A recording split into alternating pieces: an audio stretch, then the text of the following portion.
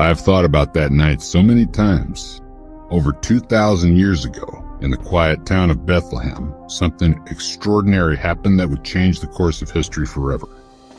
The world was waiting, longing for hope, and in the stillness of that night, hope arrived in the most unexpected way. The greatest miracle the world has ever known was born beneath a sky filled with stars, as if the heavens themselves were celebrating. At that time, the Roman emperor had ordered a census. This decree meant that everyone, no matter how far they had traveled or how difficult their journey, had to return to their ancestral home to be counted.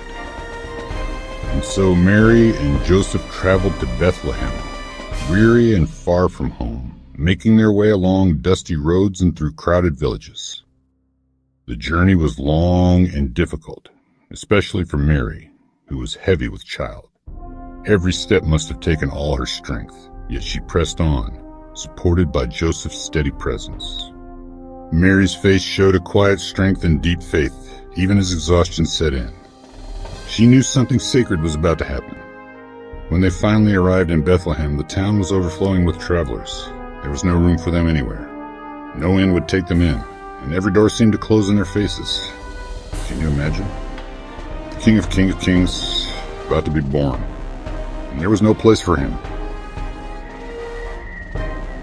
The world was too busy, too crowded to notice the miracle about to unfold. At last, they found shelter in a stable. Among the animals, in the humblest of places, they made a bed of straw and prepared for what was to come. Surrounded by the smell of hay and the warmth of oxen, Mary's time came. In that quiet, sacred moment, the Savior of the world was born.